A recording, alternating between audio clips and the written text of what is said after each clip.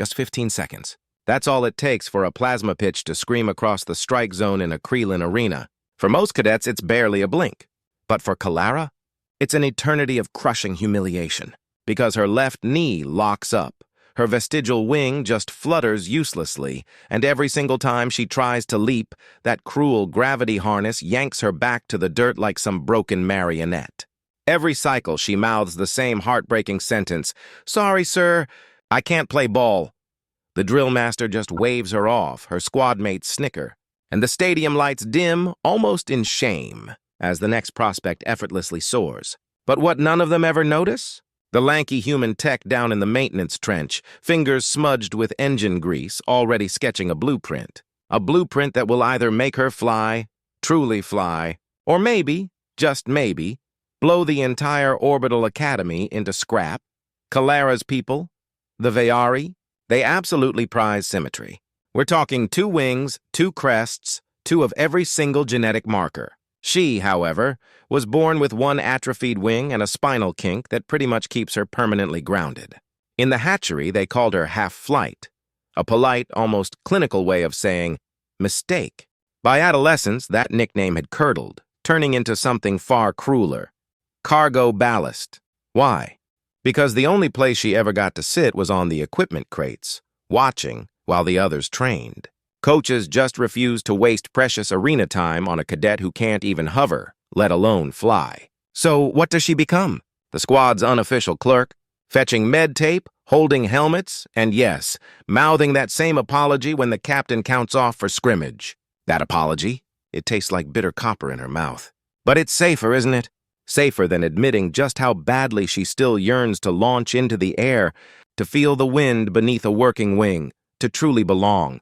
So, let's talk about Specialist Jonah Reyes. He's a civilian contractor from Earth, assigned to keep those massive anti-grav pylons humming. Humans, you see, are quite the novelty on Vayar Prime. No crests, no wings, just well-calloused hands and a curious tendency to whistle. Jonah, he mostly keeps to himself, partly because regulations practically demand it, but mostly because every time he does speak, his translator spits out consonants that sound like gravel in a blender. He first spots Kalara when she trips over a stray power cable and quite ungracefully eats turf. Instinct screams at him to rush to help, but protocol, that annoying little voice, makes him stop halfway. She pushes herself up, brushes the dust off her crest, and limps away before he can even offer a hand. But her eyes, those striking violet eyes flecked with silver, they stay absolutely lodged in his memory. That night, he pulls up her public file. The data flashes. Medical disqualification, 0 flight hours, and, yep, psychological flags for self-worth.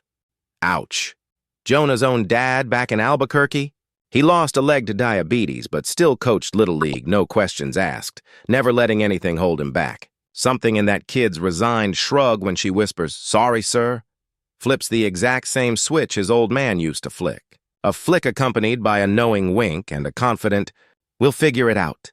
Arena maintenance, bless its bureaucratic heart, gives him access to all sorts of surplus parts, micro-thrusters, inertial dampeners, even discarded neural links. In the quiet hours between 3rd and 4th shift, he starts rigging something up. A skeletal harness that looks suspiciously like a backpack that somehow mated with a pair of dragonfly wings. The core idea: offload 90% of her weight, amplify her existing musculature, and let that one healthy wing finally compensate for the dead one. He dubs the prototype the Albuquerque Slider. Partly a private joke, sure, but also because, well, it's designed to slide her across gravity wells. Testing it, though? That means sneaking Kalara into the hangar after curfew. And that, my friends, could easily earn them both a swift court-martial. So Jonah starts small. He begins leaving origami cranes, meticulously folded from discarded tech schematics, near the crates she organizes. Each tiny crane holds a subtle riddle about lift ratios, a whisper of possibility, a challenge only she could understand. Curiosity hooks her, no doubt. But pride keeps her quiet, keeps her from asking. She solves the riddles, follows the cryptic trail, and one empty night, she finds it. The half-finished harness, glowing faintly under a tarp. Kalara's first instinct?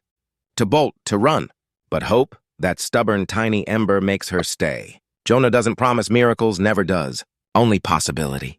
The fitting is, well, awkward. Straps bite into her crest. Sensors misread her frantic heartbeat not once, but twice. When those micro-thrusters finally ignite, she panics, flips sideways, slams right into a crate of concussion balls with an undignified thud.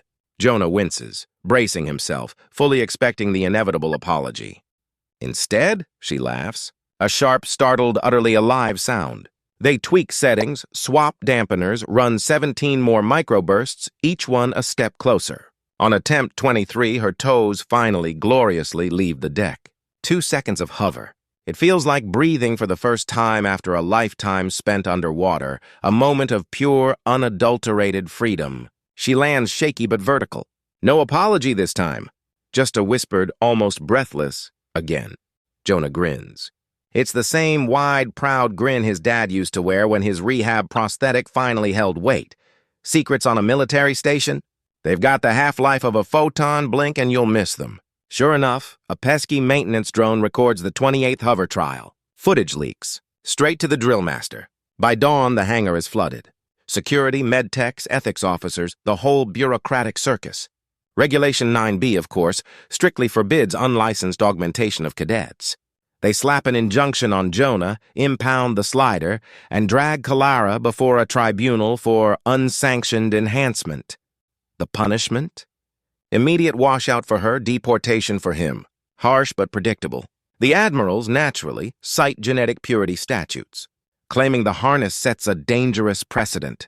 Through the entire grueling hearing, Kalara sits straighter than she's ever stood in her life, her defiance a silent scream against the injustice. But her voice still cracks, just a little, on her final statement. "I just wanted to play ball, sir." Washout Day, as fate would have it, coincides with the annual Fleet Exhibition game. It's pure diplomatic theater, really, where Vayari cadets bravely square off against visiting Salakian Marines. And it's broadcast across 3 entire systems, no less. The Commandant, desperate for a morale story, slots Kalara as honorary Batgirl. A polite, utterly condescending way to parade her failure for all to see. Jonah, packing his duffel under the watchful eye of a guard, watches the announcement. And he feels it.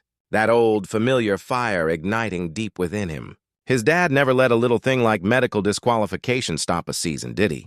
He palms a multi-tool, slips a data chip into his pocket, and then does the most human thing in the entire galaxy. He bends rules until they practically squeal, until they break just enough to let hope through. During pre-game maintenance, he deftly infiltrates the drone bay, uploads a clever worm that flags the impound locker as evidence overflow, and then, with a perfectly straight face, requisitions the harness for court transport. Security bureaucracy?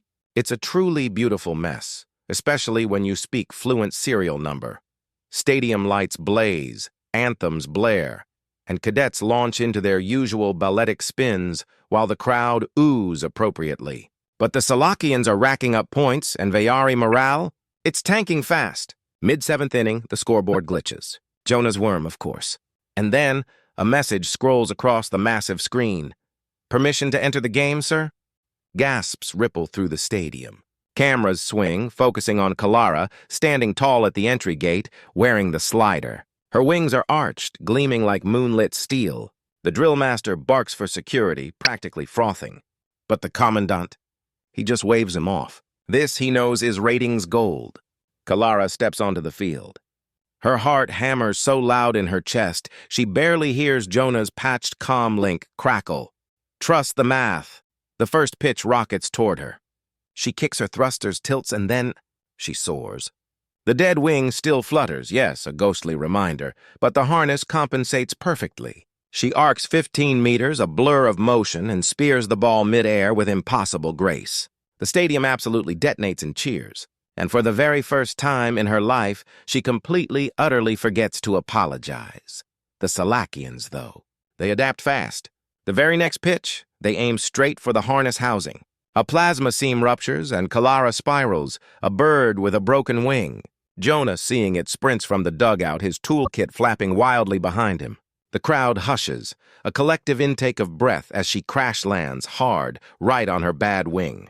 Pain flares white-hot through her. She tries to stand, but her knee buckles, betraying her once more. For a single agonizing heartbeat, the old shame floods back. "Sorry, sir." Then she sees Jonah, kneeling beside her, his helmet cracked, offering the multi-tool handle first. His eyes say what his translator never ever could, a silent roar of encouragement. Finish the play. Don't give up now. She reroutes thruster fuel, vents plasma, jams the multi-tool into the damaged housing, and with a grunt, locks the wing straight. One breath. Then she launches again, a furious comet, intercepts the final pitch, and slams it with everything she has into the goal sphere. Buzzer, the Vayari win. By a single breathtaking point. That footage? It goes viral. Across 16 systems instantly. Public outcry absolutely shreds the injunction. The admirals? They scramble desperately trying to save face. They offer Kalara a full commission, no questions asked. Jonah? A permanent R&D post. And those antiquated purity statutes? They face repeal within a week. Imagine that. Later, in the hangar, she finds him packing again, his duffel looking familiar. "Thought you'd stay," she says, a hint of something in her voice. "Contracts end," he shrugs, that classic human nonchalance. But his eyes linger, just a moment too long, on the gleaming harness. She tosses him a new contract. Civilian, open-ended, co-signed by her newly earned command rank, no less. He catches it one-handed, a small smile playing on his lips. "Albuquerque's slider needs version 2, she grins, a genuine, joyful flash full of newfound purpose. "And I definitely need someone who speaks fluent Crane." They bump fists, human style.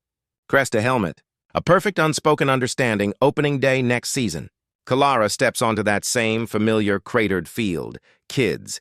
Kids with missing wings, limp crests, half-formed dreams. They line the fence, watching. She wears no harness now. Instead, she carries the official team clipboard. Coach's orders, you know. When a shy hatchling mutters, "Sorry, ma'am, I can't play ball," Kalara kneels. She meets those wide, violet-silver eyes and says the words Jonah once handed her, words that now feel like folded steel. Trust the math. Somewhere in the stands, Jonah whistles off-key, keeping score. Always ready to machine another miracle just in case the universe demands it.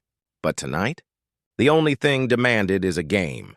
And for the very first time in Vayari history, everyone, absolutely everyone, gets to play, finding their own way to soar. If this story hit you right in the feels, go on, bang that like button like it's a game-winning sphere. Drop a comment below and tell me, what was the moment you knew Kalara would fly? Subscribe for more awesome HFY tales straight from the cosmic trenches, and please, share this with that one person who needs reminding that limitations are really just blueprints, waiting on the right mechanic to bring them to life. We'll see you